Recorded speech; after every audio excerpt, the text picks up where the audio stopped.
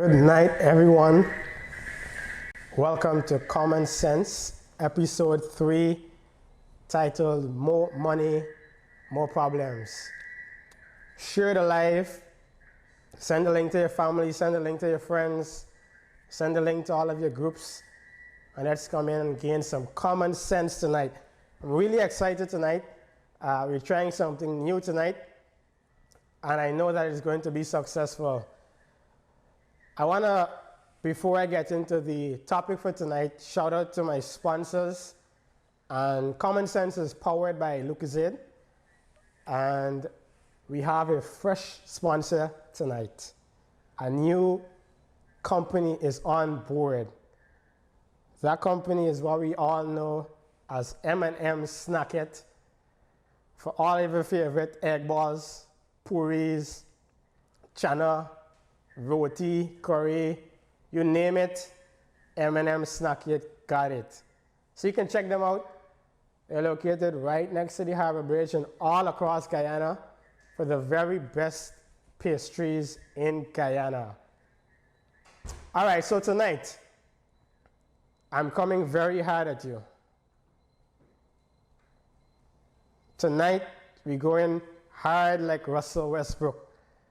And we want to tackle, firstly, Cure 2 of the book that we've been studying so far, The Richest Man in Babylon. Last week we tackled the topic of paying yourself first, and this week we're going to be tackling the topic of controlling your expenses. I know that's not something that we like to hear. I don't like to hear it because I love to spend. But if we want to be financially free, if we want to live successful and be wealthy, it's very important that we learn how to control our expenses. And that is Cure 2 in The Richest Man in Babylon, and that is what we're going to be getting into tonight. Now, you know, we're currently in cricket mode. The T20 World Cup is going on right now. And if you know, I'm a big fan of the West Indies. Even though they're taking a lot of L's, I continue to support. But one thing that they would always say is the importance of going back to the drawing board. And tonight, we're going to the drawing board. Put up that drawing board for me there. Tonight, we're going back to the drawing board. All right, beautiful. So, the drawing board tonight has a very interesting graph. On the x-axis, if I could remember correctly, is money, and on the y-axis is time. And then in the middle, there are two lines that show you your income and your spending. And this drawing board shows us what we call in finance lifestyle inflation. What is lifestyle inflation? If you can read the graph, you can see as the income expands or increases, spending increases concurrently. So as your income expands, as your income grows, your spending grows. That is what we call lifestyle inflation. I can give you a perfect example. Imagine when you started working in 2015, you were earning $70,000. And you finished UG after studying for 4 years in 2019. And your boss gave you a salary increase, or your company. You move from 70, and they give you a $130,000 increase, $200,000 a month. Now, this person used to survive really comfortably on $70,000. Now they're making $200,000. And what happens in most situations is that as your income increases, you'll notice a pattern whereby your spending increases. So you probably used to travel in a bus to work in 2015, Now we get a bigger increase, and we buy a car. The car that we buy is $3 million. We don't have $3 million in our bank account. So we go to Republic Bank. Well, I don't go there, but we go to GBTI or one of those other banks, and we decide, you know what, I'm going to pay down $500,000 on a car, and I'm going to pay my monthly installments of $60,000, $70,000. You used to live with your parents. No rent, you ain't paying no bills, nothing. You get a big increase, now you're ready to be independent. You move out of your parent home, and you're now renting a house, $60,000 a month. So, out of that $130,000 increase, you've already increased your spending substantially. Maybe you used to buy food from your work canteen for lunch. We ain't buying that no more. We get more money, and we go in and buy food from Marriott, from Pegasus, from Bistro, and all the latest fancy restaurants. And this is what happens in most cases. As your income grows, your spending grows. And let me first say that absolutely nothing is wrong with that. That is the reason why I went to UG for 4 years. And all of us improve our education, improve our skills, and so forth, because we want to earn more so that we can have a higher quality of life and a better standard of living. However, when your income increases, when your spending increases faster than your income, you put yourself in dire straits. And that is what is happening in most individual lives.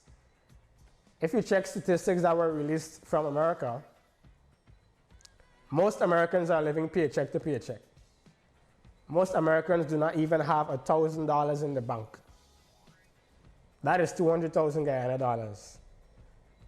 Conversely speaking, most Americans have the latest iPhone, probably iPhone 13 or 14 now, I don't know.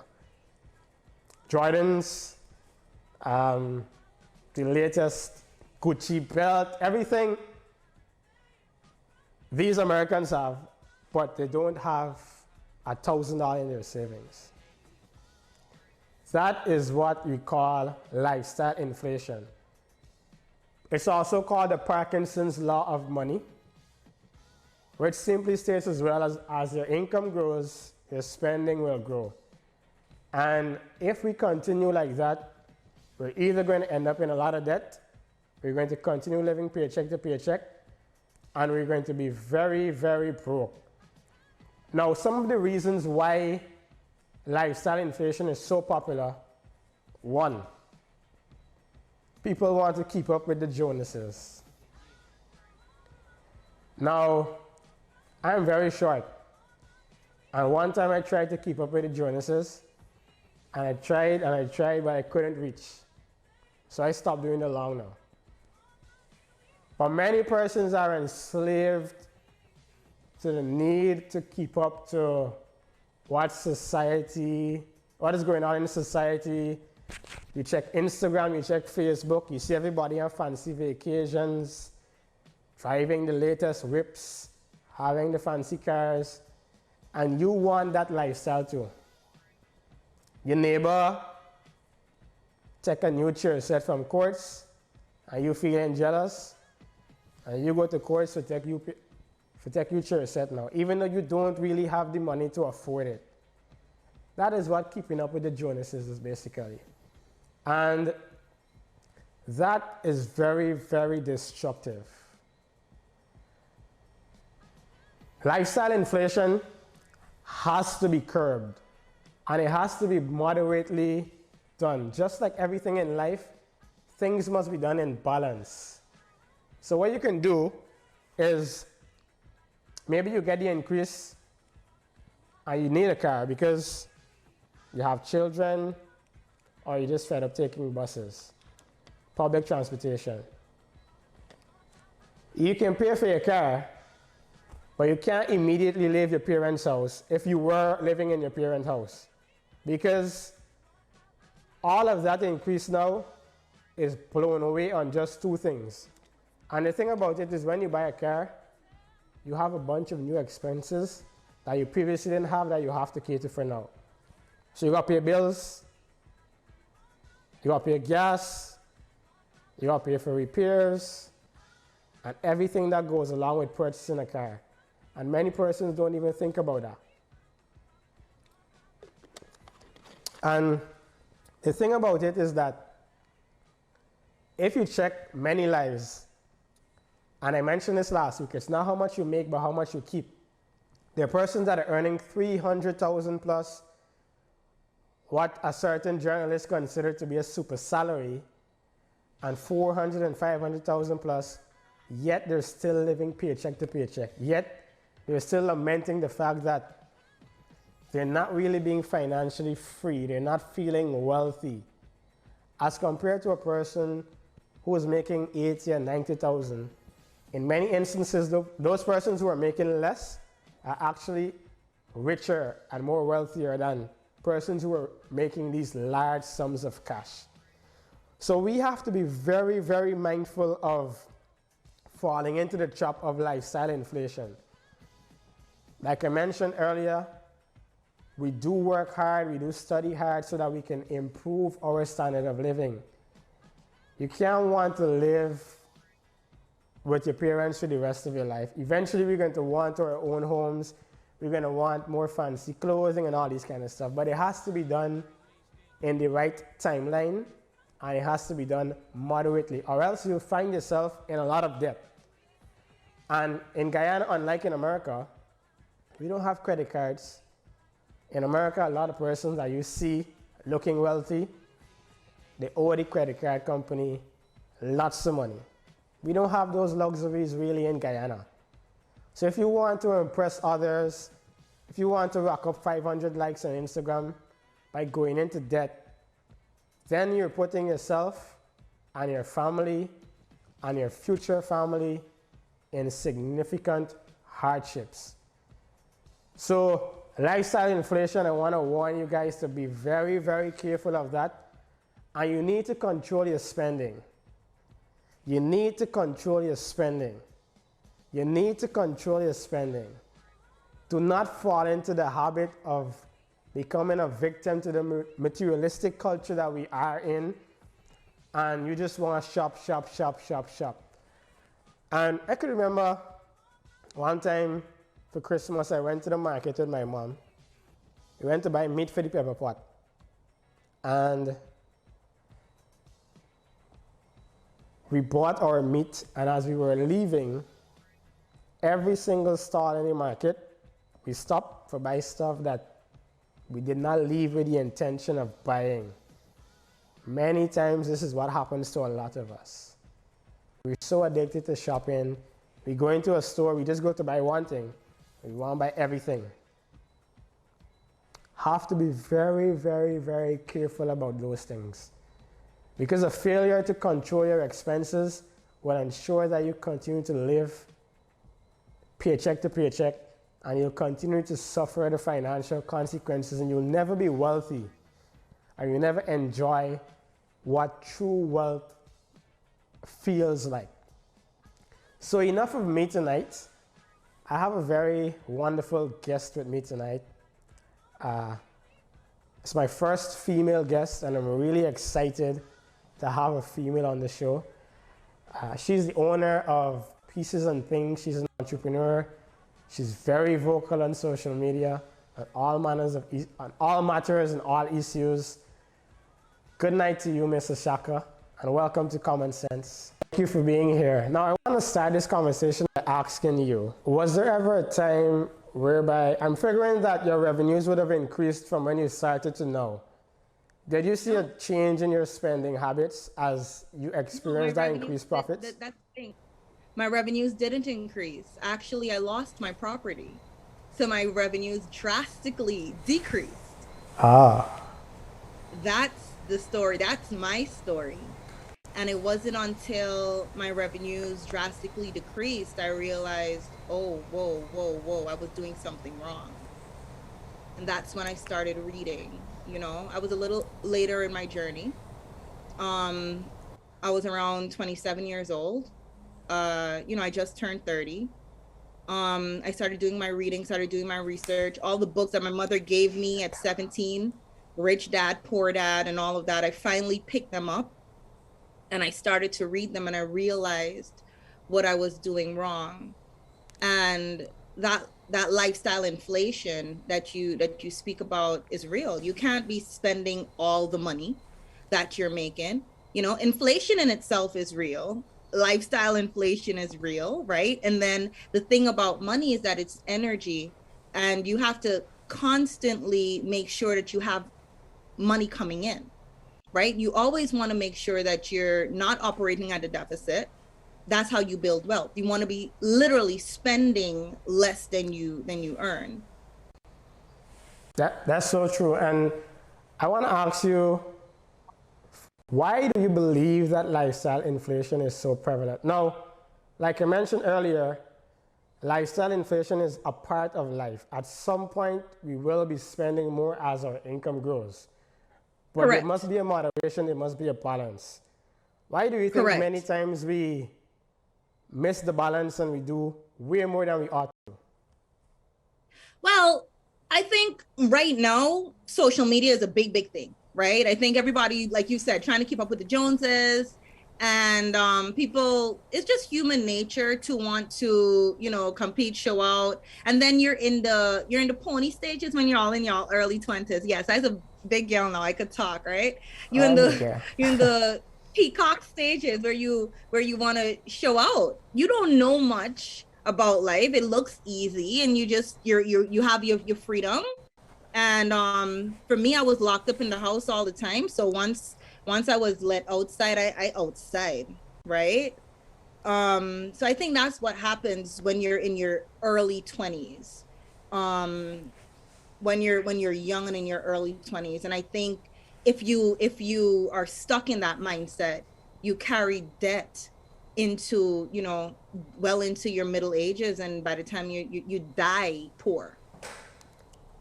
How, you just mentioned that persons are stuck in that mindset. How do you become unstuck, for the lack of a better word, from that mindset? Well, for me, I had a wild taste of abundance, right? And I also had the bitter taste of not having so much. So I understand that I don't crave the excess anymore. I know for sure I'm never going to be eating gravel again, but that excessive lifestyle was a bunch of waste. So I guess for it, what's his name? Oh Lord, I forgot his name. He wrote Grant Cardone. He said, before you can start saving, he wrote the 10x rule. Uh-huh. He said, before you can actually start saving and investing, get yourself to a comfortable lifestyle. Work yourself to a comfortable lifestyle. And I think that was that was outside of a portion of everything I earn is mine to keep, a principle in the book, The Richest Man in Babylon. Yeah. I think that's a very realistic and practical gem that was dropped by Grant Cardone. So for me, I know that within the next 3 to 5 years, I don't intend on making any children, right? I need an apartment is good for me. For me, having my nails and my toes done, those are my beauty right. Those are my non-negotiables that make me feel good, right? And then I may have like a little shopping budget that I put myself on a budget for my personal expenses, because those are things that make me feel good, that don't make me feel poor, that don't make me feel as though I'm struggling, so that I don't have to overindulge, right? We all have our vices, but like you've been stressing, all things in moderation. So Go ahead.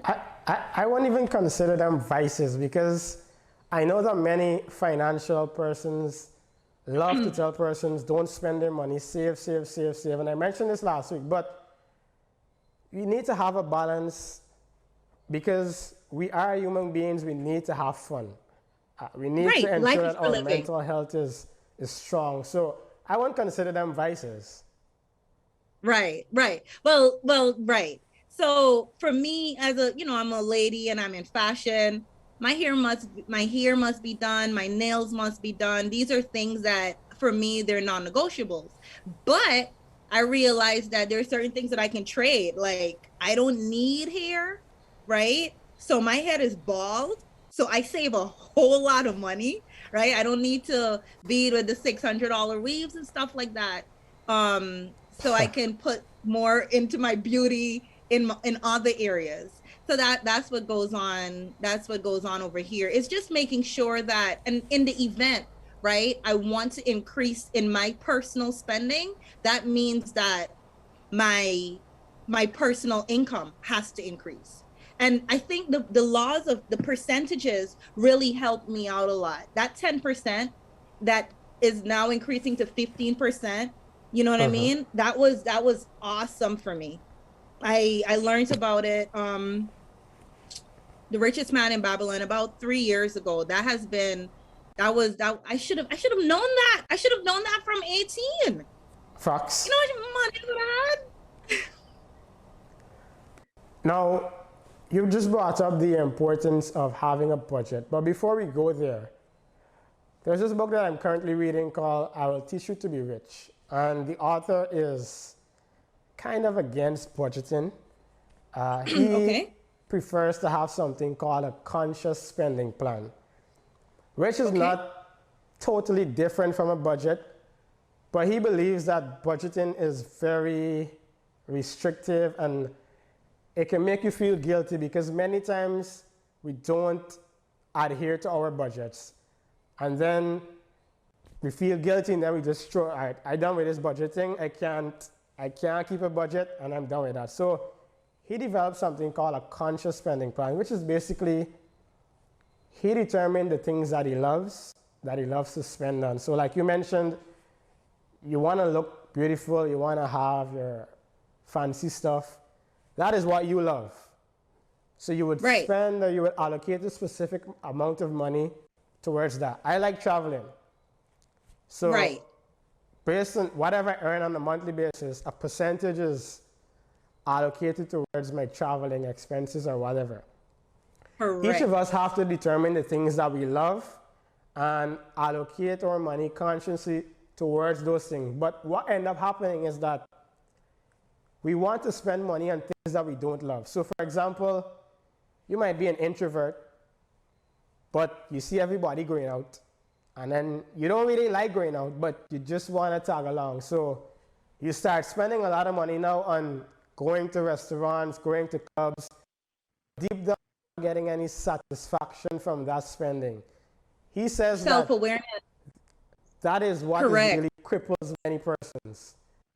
So I kind of like the idea more than budgeting because to be honest, I have a budget, I keep a budget, I'm able to successfully navigate my budget on a monthly basis, but many persons don't have that mental discipline that is needed to maintain a budget. So what would you say to persons either as it comes to budgeting or having a conscious spending a plan, the importance of that? Well, like I said, what made it easier for me was percentages, right? And because I have my own business, it's automatic. Ashaka, if you want to spend more, then obviously you have to put more in and get your businesses earning more. Um, Having a conscious spending plan is all about self-awareness, is what I was just, chiming in and saying.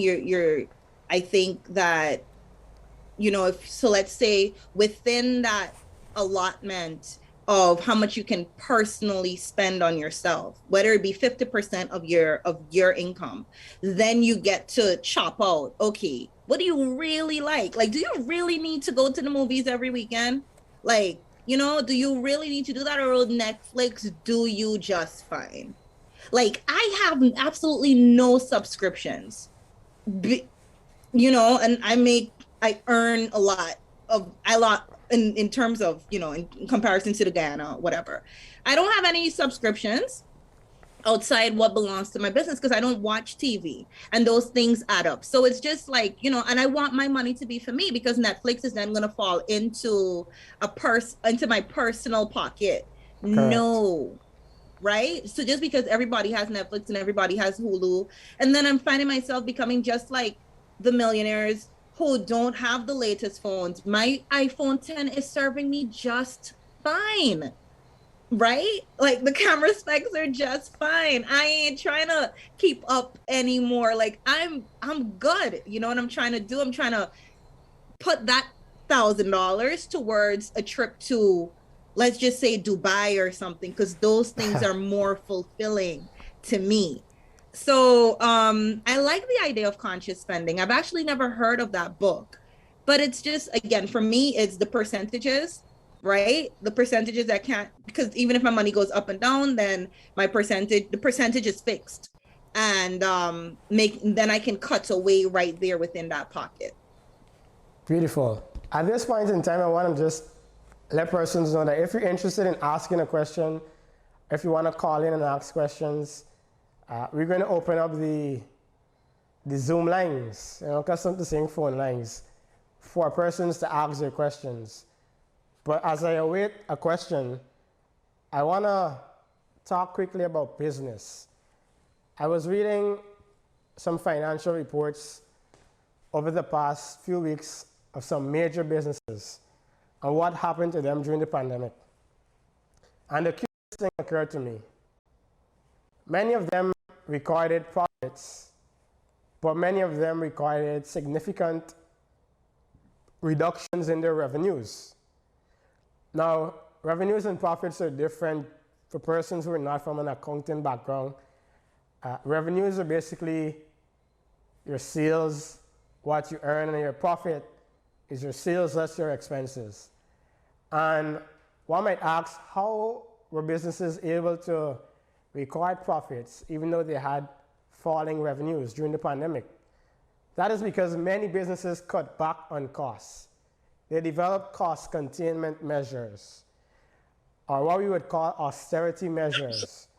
And I think when you go back to Parkinson's law of money, it explains why such a thing happens. Now, when you know that you're working from a lower budget, you become more creative in the way that you spend. So many businesses that were just spending money aimlessly pre-pandemic, they cut back on a lot of those expenses and they started to find more efficient means of doing business. What would you say to business owners in terms of helping them to cut back on their expenses so that they can even enjoy larger profitability? Okay, so as many would know, Pieces and Things is now fully online, right? We're fully online. We've had the blessing of actually not losing revenue, to be honest, right? Because of my big personality and you know, Congrats on just that. going back to business school, we didn't lose revenue, but we definitely have also increased in profits because everything is being operated mobily. I don't have GPL to pay with those rates. I don't have the mortgage and stuff to pay. So just like I used to read, or you know, people operating on a shoestring budget. As long as the outcome is income, people, you know, people tend to say you want to make sure that you are keeping as much as you possibly can. You got to get greedy with your money, right? Not greedy with your customers and trying to rob them, but you got to get selfish with your money. It's your money. You got to make sure that I don't like GPL.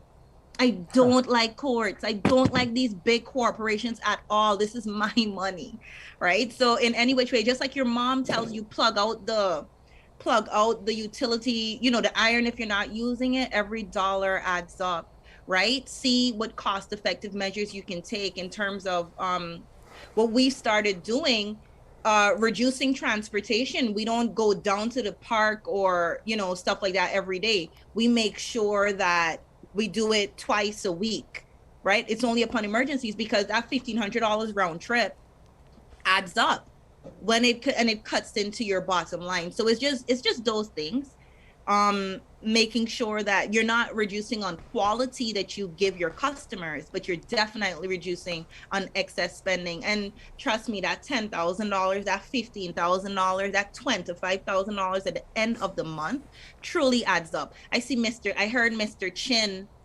down at one of those stores. He raised his bags prices by like $20 or $40. Unconscionable. That's how I feel, right? Just import your stuff from Amazon, knock your belly, because over time you're going to end up saving more. Another thing that I would have learned in business school is we got to look at our monthly expenses and earnings. If you're in retail, quarterly.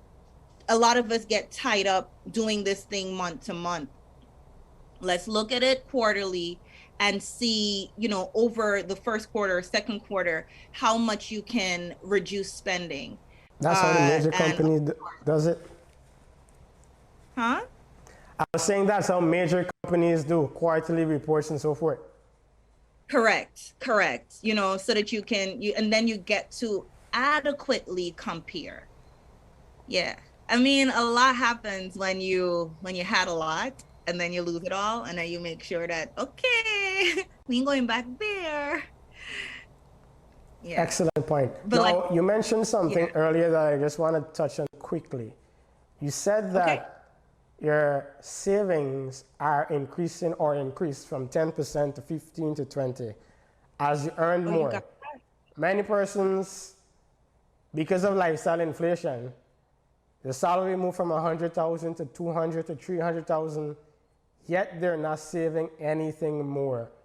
Can you please encourage those persons for me to increase that 10%, like a 15 or 20, and ensure that you're keeping more as your income increases? Correct. So you want to make sure that, like I said, get comfortable, right? Get comfortable. Don't go big in nobody belly. Ladies, don't go getting pregnant within the next 3 years. Get yourself comfortable.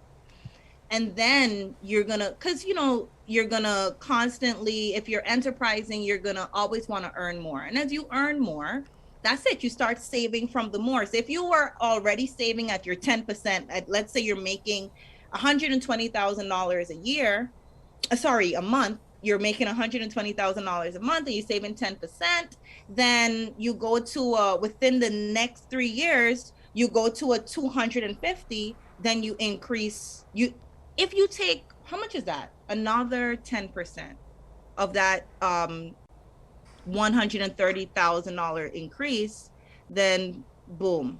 That's about 13,000. Well, then then you're great. So then you're at, what is it? You're at 30 right now? And wouldn't that be 15? Correct. Right. But your lifestyle remains the same, right? You're still in the same apartment. You're still doing what you like to do. Nothing much change. You have more money and you have more money saving. And then, like we would have learned in The Richest Man in Babylon, that money that we're saving there is not just to look pretty in the bank. It's to come out and make you more money. Excellent point. And what you just touched on is basically a early introduction to what we'll be tackling in our next program, because in our next program we'll be going into Cured 3, which is investment, and we'll be having the Guyana Stock Exchange on Common Sense for our next program, which will be in the second week of November. But I just want to quickly touch on investment for you, because I believe that sometimes we spend too much time telling persons to cut back on their expenses and not teaching them how to earn more. Correct. What would you tell persons to encourage them to increase the amount of money they're earning, whether it be becoming an entrepreneur, having another side hustle, or investing in stocks or mutual funds? What would you say to those persons? Okay, so I can't give any advice on an area that I have no expertise on. Currently, my aspirations are to invest in the stock market. But I have my own inhibitions, but I do everybody doing it, so I might as well, but I have some research to do. So, um currently I am engaging in three active sources of income, right? So we have pieces and things, which I pay myself a salary from. And then I have Miss Pieces and Things virtual courses, which is active, I'm teaching and stuff. And then there's something else that I'll be doing, but then there's only 24 hours in the day. Coming from a real estate background of passive income, where I would have enjoyed the most fun of my money, my savings are now going towards that. Now real estate appreciates, right? I would say jump on board, get you some friends. I was doing some research in terms of how to combat lifestyle inflation. And they say get friends that actually have the same goals. Let me just do a sidebar. Don't hang out with broke friends. All right. Because then you'll have to be, having to spend all the money all the time. When you do go out, don't do that. But also, don't hang out with broke friends or friends that don't have any like rich ambitions, because when it's time for you to pool your resources, then you have no pool, right? So I would say get together with some friends that are like-minded and you guys invest in some real estate. Half a bread is better than none. 10%, you guys come together, form a corporation, and that's how the Jews do it. You know what I mean? That's how we're gonna get rich, people. That's how we're gonna build wealth, by coming together and with like-mindedness and and understanding, and just that's it. That's where I would go. That's where I'm going. Excellent. Real estate is where I'm going.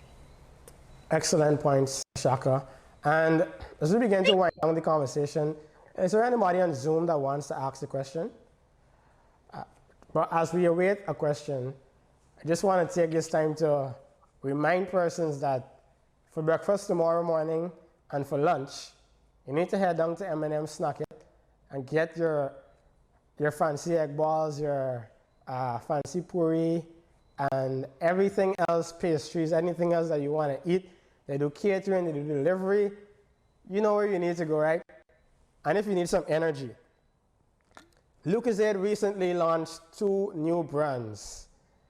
And they're giving away some prizes for persons who post a photo drinking the new brands. I'm going to have the new brands here next week. Post a photo with the persons drinking the brand, and you tag Lucozade Guyana, you tag Lucozade Caribbean, and you can win some Amazon gift cards, you can win some JBL speakers, and you can win some cases of free Lucozade.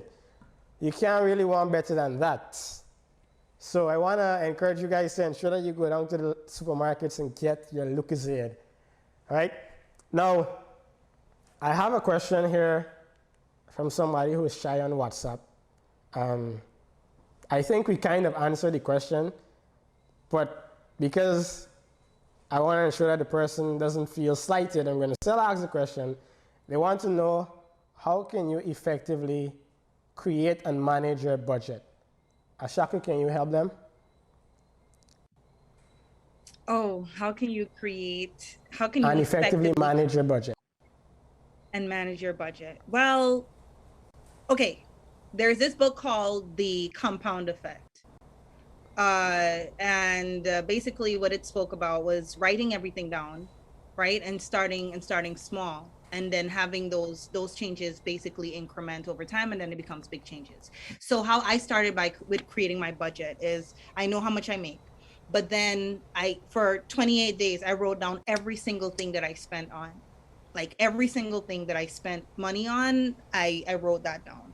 And that's when I started to like cut things out and realize where I was spending too much. I also stated that I branched my spending off into percentages. So it would have been 10% savings, right?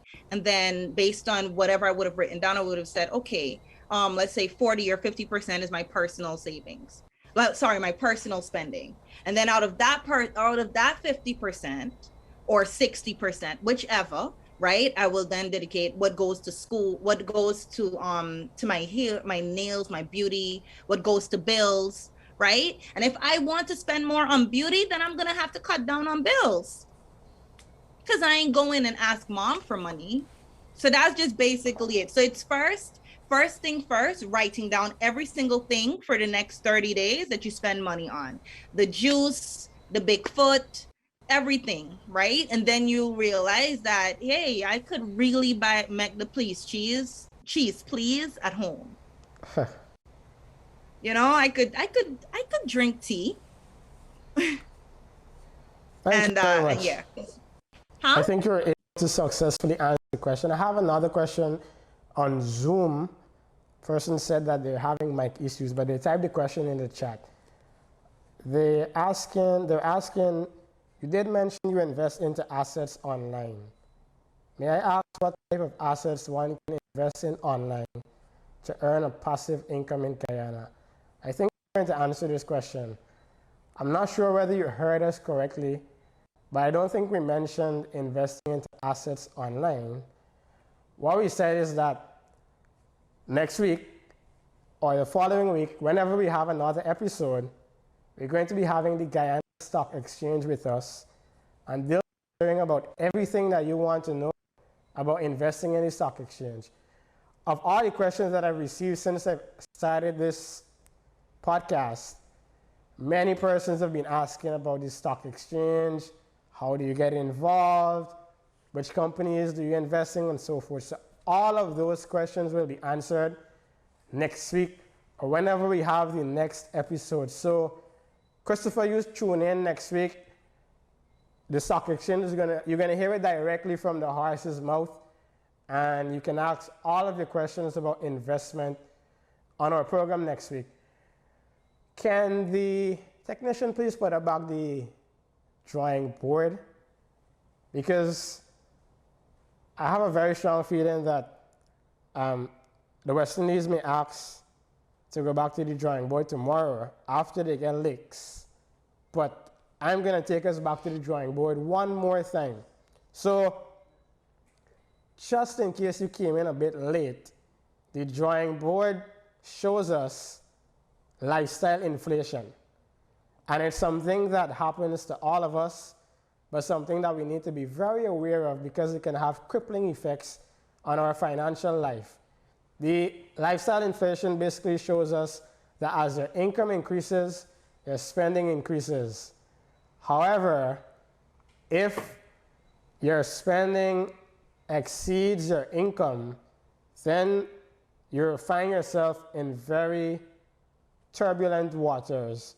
And I would want to advise everyone listening, if there's anything that you've taken away from this program tonight, you must control your expenses. As you elevate in life and you want the finer things in life, do it in moderation. Don't do everything immediately. You don't need fancy everything right away. You can get it over a period of time. And once you do that, you'll surely escape the clutches and the perilous nature of lifestyle inflation. So as we prepare to wrap up tonight, Ashaka, we've spoken a lot about controlling your expenses, about budgeting and everything. What would you want to say to our viewers as your final words tonight?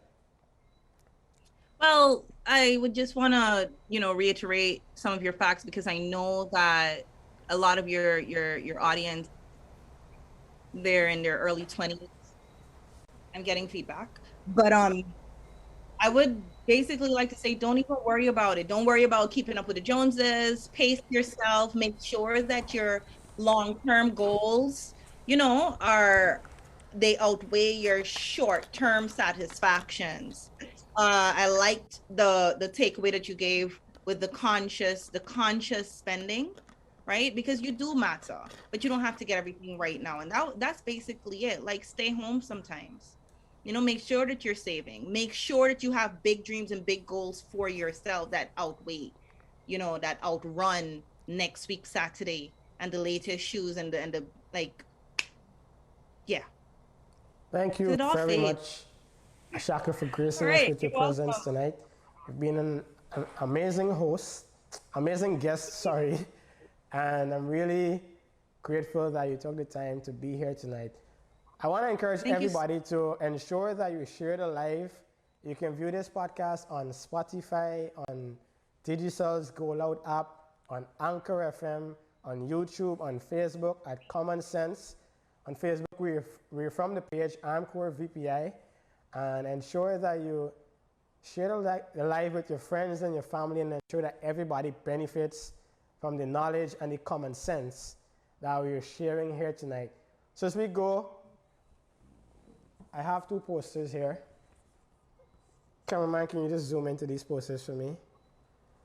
I want persons to ensure that they see it.